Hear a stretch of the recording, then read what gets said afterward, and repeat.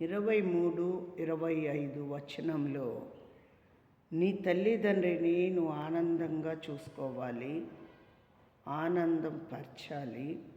నీ తల్లిని నీవు సంతోషపరచాలి. నీ తల్లిని నీవు సంతోషపరచాలి. అవసరమైనప్పుడు నువ్వు తల్లిని అమ్మా అంటావు, కానీ అవసరం లేనప్పుడు నువ్వు ఎప్పుడన్నా అమ్మా అని పలకరిస్తావా? సంతోషపరుస్తావా? మాట్లాడుతున్నావా? తిన్నావామని అడుగుతున్నావా? దేవుడు చెప్తున్నాడు, నువ్వు ఘనపరుస్తే తల్లిని నిన్ను దేవుడు ఘనపరుస్తాడు.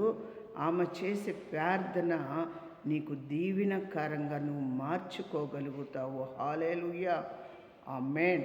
ఎందుకు ఈ మాట దేవుడు అక్కడ రాసి పెట్టాడు? తల్లిని నీవు సంతోషపరచుకోవాలి, తల్లిని ప్రేమ కలిగి చూడాలి, తల్లితో నువ్వు మాట్లాడుకోవాలి. హల్లెలూయా.